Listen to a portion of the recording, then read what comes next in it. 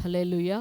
దేవుని నామానికి స్తోత్రము. చేరువచ్చిన మీకు అందరికీ కూడాను ప్రభు పేరట నా వందనాలు. Praise the Lord, praise the Lord, praise the Lord, praise the Lord. మత్తయి సువార్త 6వ అధ్యాయము 5 నుండి 8 వరకు చదువుకుందామండి. మరియు మీరు ప్రార్థన చేయునప్పుడు వేషధారుల వలె ఉండవద్దు, మనుష్యులకు కనబడవలనని సమాజ మందిరములలోను వీధుల మూలలలోను నిలిచి ప్రార్థన చేయుట వారికి ఇష్టము. వారు తమ ఫలము పొంది ఉన్నారని నిశ్చయముగా మీతో చెప్పుచున్నాను. నీవు ప్రార్థన చేయునప్పుడు నీ గదిలోనికి వెళ్ళి తలుపు వేసి రహస్యమందున్న నీ తండ్రికి ప్రార్థన చేయుము. అప్పుడు రహస్యమందు చూచు నీ తండ్రి నీకు ప్రతిఫలమిచ్చును. మరియు మీరు ప్రార్థన చేయునప్పుడు అన్యజనుల వలె వ్యర్థమైన మాటలు వంచింపవద్దు. విస్తరించి మాట్లాడుట వలన తమ మనవి వినబడునని వారు తలంచుచున్నారు.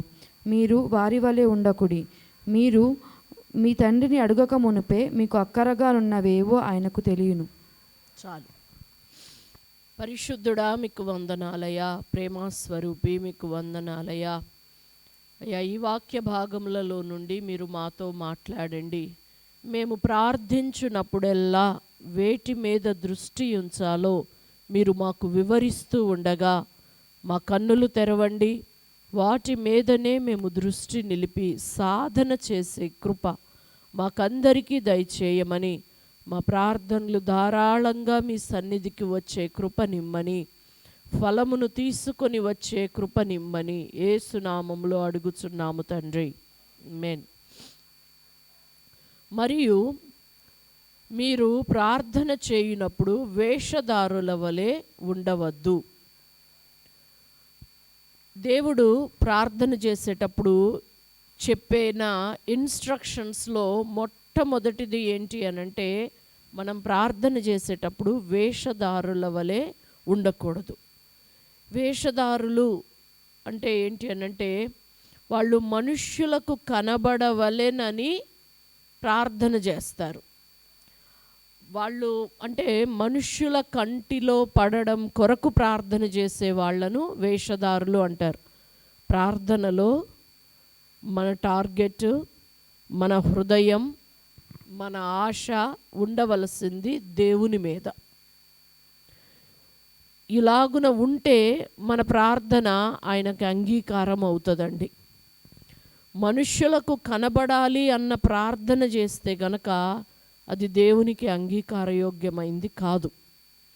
అంటే ఇలాగా ప్రార్థన చెయ్యడానికే కూడుకున్నప్పుడు కూడా ప్రార్థన చెయ్యకపోవడం అనేది తప్పండి. కానీ మనుష్యులకు దృష్టిలో పడాలి అని ప్రార్థన చేయడం మాత్రం అది కూడాను రాంగ్ అవుతుంది. అంటే ఎలా ఉంటుందనంటే, కొంతమంది ప్రార్థన చేసేటప్పుడు వాళ్ళు దేవుని సన్నిధిలో మనం ఉన్నామని, మన ప్రతి ప్రార్థన, మన హృదయాలోచన దేవుడు వింటున్నాడు, చూస్తున్నాడు అన్న ఆలోచన లేకుండా వినే పక్కన వాళ్ళ మీద టార్గెట్ పెట్టి ప్రార్థన చేసేవాళ్ళు చాలామంది ఉంటారండి. అది చాలా చాలా తప్పు. మనం ప్రార్థన చేస్తే మనం వేషధారుల వలె ఉండకూడదు. అసలు మనుష్యులకు కనబడాలని, మనుష్యులను దృష్టిలో పెట్టుకొని మనుష్యుల మీద మనస్సు పెట్టి ప్రార్థన చేస్తే గనక అది చాలా చాలా తప్పైపోతుందండి. మనం ప్రార్థన చేసేటప్పుడు మనం దేవుని ఎదుట ఉన్నాము అన్నది మనకు స్పృహ ఉండాలి ఫస్ట్ కదండి. ఇక్కడ మనకి ప్రసంగి గ్రంథం 5వ అధ్యాయంలో అంటాడు, నీవు దేవుని మందిరమునకు పోవునప్పుడు నీ ప్రవర్తన జాగ్రత్తగా చూచుకొనుము. బుద్ధిహీనులు అర్పించున్నట్లుగా బలి అర్పించుట కంటే సమీపించి ఆలకించుట శ్రేష్టము.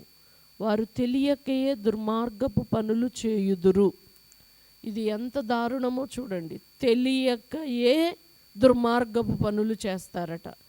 దేవుని మందిరంలో బలి అర్పించేవాళ్ళు తెలియకనే దుర్మార్గపు పనులు చేసే అవకాశం ఉందట. తెలియక పొరపాటు చేస్తున్నారన్నా బాగుంటుంది. ఎంత చాలా హెవీ వర్డ్ కదండి, దుర్మార్గపు పనులు చేస్తున్నారు అంటే. బలి అర్పించడం అంటే బలి అర్పించడం క్షమించాలి, బలి అర్పించడం అంటే ప్రార్థన చెయ్యడమే కదా. అందుకనే వెంటనే అంటున్నాడు, సమీపించి ఆలకించుట శ్రేష్టము అనని అంటూ ఉన్నాడు కదండి. సమీపించి ఆలకించుట శ్రేష్టము అంటే అర్థం ఏంటి? అక్కడ బలి అర్పించడం అనే దానికి చెప్పకనే ప్రార్థన అన్న ఒక అర్థాన్ని ధ్వనించేటట్లుగా మాట్లాడుతూ ఉన్నాడు ప్రసంగి కదండి. దేవుని మందిరానికి మనం పోయినప్పుడు మన ప్రవర్తనను మనం జాగ్రత్తగా చూసుకోవాలి. బలి అర్పించే కన్నా సమీపించి ఆలకించడం శ్రేష్టము. వారు తెలియకయే దుర్మార్గపు పనులు చేయుదురంట. మనం ప్రార్థన చేసేటప్పుడు మన దృష్టి మొత్తము కూడా దేవుని మీదనే ఉండాలి. మన హృదయం ఆయన మీదనే లగ్నం అవ్వాలి. మనము మహోన్నతుడైన దేవుని మీద మనమేంటో, మన అంతరంగం ఏంటో, మన అవసరత ఏంటో, మన కష్టమేంటో, మన బలహీనత ఏంటో, మన బలమేంటో, మనమేంటో మనకంటే బాగా ఎరిగిన దేవుని ఎదుట మనం ప్రార్థన చేస్తున్నామన్న స్పృహ మన హృదయాలలో ఉండాలండి ప్రార్థన చేసేటప్పుడు. అలా లేకుండా చేస్తే తెలియకయే దుర్మార్గపు పనులు జరుగుతాయి. బహుజాగ్రత్త కలిగి ఉండాలి. నీవు దేవుని సన్నిధిని అనాలోచనముగా పలుకుటకు నీ హృదయమును త్వరపడనీయక నీ నోటిని కాచుకొమ్ము. మన దేవుని సన్నిధిలో అనాలోచితంగా పలకకూడదు కదండి. ఇప్పుడు ఎవరైనా సరే ఒక పెద్ద మనిషిని మనం కలిసినప్పుడు మనం చాలా జాగ్రత్తగా వాళ్ళతో మాట్లాడతాం కదండి. మామూలుగా ఫ్రెండ్స్తో మాట్లాడినట్లు, ఇంట్లో వాళ్ళతో మాట్లాడినట్లు మనం మాట్లాడం కదా. చాలా జాగ్రత్తగా మనం మాట్లాడతాం. దేవుని సముఖంలో సంఘంలో నుండి మనం ప్రార్థన చేసేటప్పుడు ఖచ్చితంగానండి మనం అనాలోచితంగా పలుకకూడదు. కొంతమంది నిద్రపోతా కూడా ప్రార్థనలు చేస్తూ ఉంటున్నారు. వాళ్ళ నోట్లో నుంచి ఏం మాట వస్తుందో కూడా తెలియకుండా ప్రార్థనలు చేసే వాళ్ళు ఉంటారండి కదా. అంటే ఒక్క మాట వేరుగా అనుకోవద్దు, కానీ ఇక్కడ యేసయ్య చెప్పినదేను ఏమంటారంటే, మీరు ప్రార్థన చేయునప్పుడు అన్యుల వలె వ్యర్థమైన మాటలు వచింపవద్దు. విస్తరించి మాట్లాడుట వలన తమ మనవి వినబడునని వారు తలంచుచున్నారు. వ్యర్థమైన మాటలు వచింపవద్దు. అసలు నీ నోట్లో నుంచి వచ్చే మాట యొక్క అర్థమేంటో నీకు తెలియకుండా నువ్వు అది ప్రార్థనలో వాడితే అది వ్యర్థమైన మాటే కదండి. ఒక్కొక్కసారి చిన్నపిల్లల్ని ప్రార్థన చేయమంటే వాళ్ళు చాలా పెద్ద పెద్ద పదాలు పెట్టి ప్రార్థన చేస్తూ ఉంటారు కదా. అసలు జాయ్ చిన్నప్పుడు వచ్చాడు కదా, వాడు ఐఎఫ్జే ప్రార్థనల్లో బాగా ఉండేవాడు. అక్కడ ఐఎఫ్జేలోనేమో పెద్ద పెద్ద వాళ్ళందరూ ప్రార్థనలు చేస్తూ ఉంటారు కదా. విని విని విని విని ప్రార్థన వచ్చేసింది వాడి నోటికి కదండి. వాడు ఏం ప్రార్థన చేస్తున్నాడో వాడు పలికే మాట యొక్క విలువేంటో, దాని యొక్క బరువేంటో, దాని యొక్క స్టాండర్డ్ ఏంటో వాడికి తెలియదు. కానీ చాలా అందమైన చక్కని పదాలు పెట్టి చాలా భారభరితమైన వాయిస్తో కదండి చేస్తూ ఉంటాడు. నాకు ఆశ్చర్యం అనిపించేది. ఎందుకు అనంటే వాడి జీవితానికి, వాడి హృదయ స్టాండర్డ్కి, వాడి ఆలోచనకి, వాడి ప్రార్థనకి ఆకాశానికి భూమికి ఉన్నంత వ్యత్యాసం ఉన్నది. అంటే వాడిని ఏమి తప్పు పట్టడం అని కాదు, కానీ చిలక పలుకులు అన్నమాట. ఇప్పుడు ఒక చిలకకి, ప్యారెట్కి మనం ఏమన్నా 4 మాటలు నేర్పిస్తే ఆ మాటల విలువంతా దానికి అర్థమవుతుందా అండి? ఏం అర్థం కాదు. మనం అయ్యే పలుకుతూ ఉంటున్నాం, అయ్యే మాటలు విని విని దానికి వచ్చేస్తాయి, అంతే కదా. అంటే ఒక్కొక్కసారి చూడండి, కొన్ని శ్లోకాలు, కొన్ని స్తోత్రాలు ఉంటాయి. వాటి విలువ ఏంటి, వాటి అర్థం ఏంటి అనేది తెలియదు అది వాళ్ళు అలాగ చదివేసుకుంటూ వెళ్ళిపోతూ ఉంటారు. అలాగా వ్యర్థమైన మాటలు మనం వచించకూడదండి, వచించకూడదు. అలాగనే విస్తారంగా మాట్లాడితే మన మనవి వినబడుతుంది అని అనుకుంటారట వాళ్ళు. అలా విస్తారంగా కూడా మాట్లాడకూడదు, బహుజాగ్రత్తగా మాట్లాడాలి దేవుని సన్నిధిలో కదండి. అంటే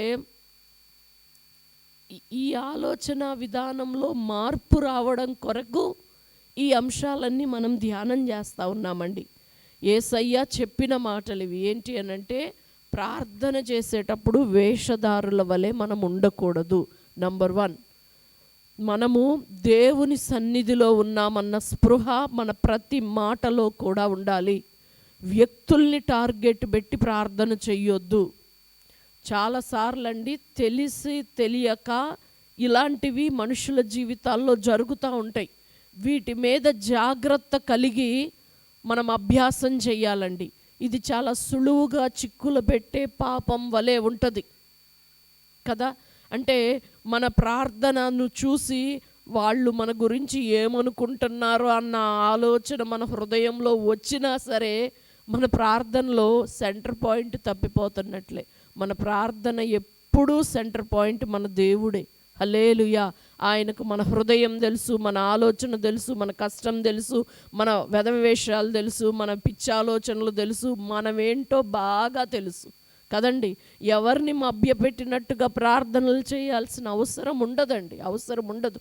మనం దేవుని సన్నిధిలో ఉన్నామన్న భయముతో దేవునికి ప్రార్థన చేస్తున్నాం కదండి. మనుషులు కాదు అక్కడ టార్గెట్ కదా. జెఫన్యాయ్ గారు అంటారు, కొంతమంది మంచి మంచి పదాలు పెట్టేసేసి గ్రాంధికంగా ఏదేదో చక్కగా పెట్టి వేస్తూ ఉంటారు. పరలోకం అంతా నీ పదాలు విని పులకరించిపోద్దా అని చెప్పి నవ్వుతారు. అంటే జోక్గా అంటారు కదండి. మనం ఏదో ఒక గట్టి వర్డ్స్ వాడడం వలన పరలోకంలో కూర్చొని మన భాషకు మార్కులు వేసేవాళ్ళు ఎవరు ఉండరు. పరలోకం దాని లాంటి వాటికేం పులకరించిపోదు. మనుషులు బాహా ఓహో అనుకుంటారేమో. మన టార్గెట్ మనుషులైతే ఫలం అయిపోయింది అక్కడతో. అబ్బా భలే చేశాడు ప్రార్థన అనంటే అయిపోయింది కదా. అది కాదు కదా. దేవుడు యథార్థతను చూస్తాడు. దేవుడు నీ హృదయాభిలాషను చూస్తాడు. దేవుడు నిజంగా నీ హృదయంలో నుండి విశ్వాసంతో చేసావా లేదా చూస్తాడు. ఆసక్తిని చూస్తాడు. నువ్వు ఎంత నీతిమంతుడిగా ఉండి చేసావో చూస్తాడు. ధర్మశాస్త్రం వినబడకుండా చెవి తొలగించుకొని ప్రార్థన చేస్తున్నావా, ధర్మశాస్త్రాన్ని హృదయంలో పెట్టుకొని ప్రార్థన చేస్తున్నావా చూస్తాడు కదండి. ఆయన రక్తం చేత కడగబడుతూ నీతిమంతుడవై ప్రార్థన చేస్తున్నావా, లేక దుర్నీతితో నిండిన వాడివై ప్రార్థన చేస్తున్నావా చూస్తాడండి, చూస్తాడు. ఆయన ఇవన్నీ చూస్తాడు. భక్తిహీనుల ప్రార్థన హేయం. భక్తిహీనుడు ఎంత గొప్ప ప్రార్థన చేసినా, 100 వాక్యాల రిఫరెన్సులు పెట్టి ప్రార్థన చేసినా, వావ్ ఎన్ని రిఫరెన్సులు నీకు వచ్చని చెప్పి రైట్లు కొట్టి మార్కులు వేయరు పరలోకం. ప్రార్థన అంటేనే మన దేవునితో మన సంభాషణ. అన్నీ ఎరిగిన దేవునితో మాట్లాడుతున్నాం, సర్వశక్తి కలిగిన దేవునితో మాట్లాడుతున్నాం, ఒక్క మాటతో ఏమైనా చేయగలిగిన దేవునితో మనం మాట్లాడుతున్నాం. అది అందుకనేనండి, ఆయన ఆకాశమందున్నాడు, నీవు భూమి మీద ఉన్నావు, నీ మాటలు కొద్దిగా ఉండాలి. హల్లెలూయా. మన ప్రార్థనలో ఖచ్చితంగా దీన మనస్సు అనేది సమృద్ధిగా ఉండాలండి. హల్లెలూయా. కనుక ప్రార్థన చేసేటప్పుడు వేషధారుల వలె ప్రార్థన చేయొద్దు. మనుషులు వింటారు, మనుషులు మెచ్చుకుంటారు, అసలు ఇట్లాంటిది ఉండొద్దు. మనం ప్రార్థన చేసేటప్పుడు మన మనస్సు, మన కన్నులు, మన దృష్టి, మన ఆలోచన మన దేవుని మీదనే ఉండాలి. అలాగుననే అండి త్వరపడి దేవుని సన్నిధిలో ఏది పడితే అది మాట్లాడకూడదు. మన హృదయాన్ని కంట్రోల్ చేసుకోవాలి, నోటిని కూడా కంట్రోల్ చేసుకోవాలి. అంటే ఇక్కడికి వచ్చి కూర్చున్నప్పుడు ఆయన సన్నిధిలోనికి మనం ప్రవేశించిన తరువాత నీ హృదయాలోచనను కూడా ఆయన గమనిస్తూనే ఉంటాడు. హల్లెలూయా, హల్లెలూయా కదండి. ఇక్కడ ఇంకా ఏమనంటున్నారంటే, ఆయన ఆకాశమందున్నాడు, నువ్వు భూమి మీద ఉన్నావు, కావున నీ మాటలు కొద్దిగా ఉండవలెను అని అన్నాడు. అని 4, నీ దేవునికి మొక్కుబడి చేసుకుని ఎట్లా దాన్ని చెల్లించుటకు ఆలస్యం చెయ్యకు అన్నాడు. బుద్ధిహీనుల యందు ఆయనకి ఇష్టం లేదు అన్నాడు. నీవు మ్రొక్కుకొనిన దాన్ని చెల్లించుము అన్నాడు. అంటే అర్థం ఏంటంటే మ్రొక్కుకున్నది చెల్లించని వాళ్ళు బుద్ధిహీనులు. అలాంటి వారి యందు ఆయనకు ఇష్టం లేదు. ఇంకా నీ దేహమును శిక్షకు లోబరచున్నంత పని నీ నోటి వలన జరగనీయకుము. అసలు చూసారండి, దేవుని మందిరంలో మన ప్రవర్తనను జాగ్రత్తగా చూసుకోవాలి. నీ దేహానికి శిక్ష కలిగే అంత పని నీ నోటి వలన కలుగనీయకుము. అంటే ఇది కూడా మనం ఆలోచన చేసుకోవాలండి. ఆయన సన్నిధిలో అనాలోచితంగా మాట్లాడడం వలన మన దేహానికి శిక్ష వస్తుందేమో ఆలోచన చేసుకోవాలి అన్నాడు కదండి. ఇది మందిరంలో ప్రవర్తనను గూర్చినే కదా కాంటెక్స్ట్. దేహమున శిక్షకు లోబరుచున్నంత పని నీ నోటి వలన జరగనీయకుము. అది పొరపాటు చేత జరిగినని దూత ఎదుట చెప్పకుము. నీ మాటల వలన దేవునికి కోపము పుట్టించి నీవేళ నీ కష్టమును వ్యర్థపరచుకొనేదవు. దేవునికి మన మాట వలన కోపం పుడితే మన కష్టం వ్యర్థమైపోతుందండి. నీ చేతుల కష్టార్జితమును నీవు అనుభవించెదవు అనేది ఒక ఆశీర్వాదం కదండి. నీ చేతుల కష్టార్జితంతో నీ భోజనపు బల్ల చుట్టూ కూడాను అది అన్యుల ఇల్లు చేరకుండా నీ ఇల్లు చేరడం, దానితో నీవు నీ కుటుంబము కలిసి ఆనందించడం, సంతోషించడం, ఇదంతా కూడా ఒక ఆశీర్వాదం. అటువంటిది మన కష్టం వ్యర్థమైపోతుంది అనంటే దానికి బహుశా నీ మాటల వలన దేవునికి కోపం పుట్టించి నీ కష్టాన్ని నువ్వు వ్యర్థం చేసుకుంటున్నావేమో. ఆలోచన చేయండి. మాట తేడా వస్తే దేహానికి శిక్ష కలుగుతుంది. మాట తేడాగా ఉంటే మన కష్టం వ్యర్థమైపోతుంది. కనుక ఇలా మన కష్టాన్ని మనము ఆశీర్వాదంగా మలచబడాలి, అది అభివృద్ధి చెందాలి. అంతేకాని కష్టం వ్యర్థమైపోకూడదండి. కాబట్టి మన మట్టుకు మనం దేవుని యందు భయభక్తులు కలిగి ఉండాలి. విస్తారంగా మాట్లాడితే దేవుడేమీ వినడండి. విస్తారమైన మాటల్లో అసలు దోషం ఉంటుంది. మాట్లాడేటప్పుడు జాగ్రత్త పడాలి.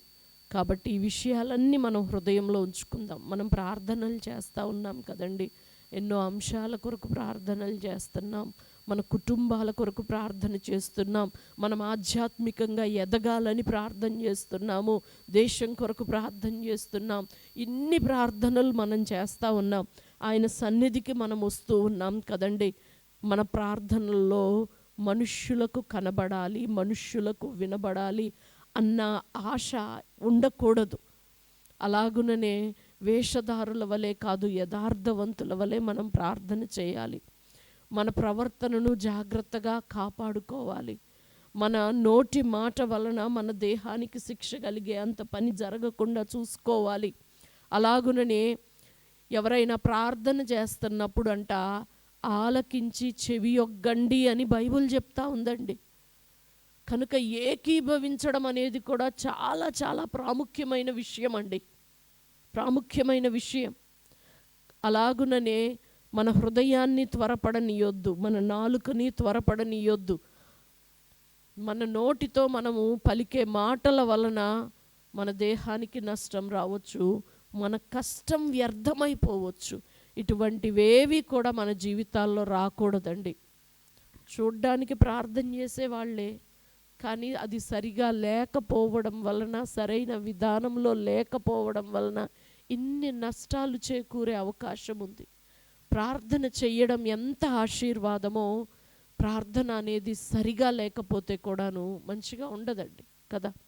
అలాగుననే చాలా ప్రాముఖ్యమైన ఈ విషయాలు మన హృదయంలో ఉంచుకుందాం.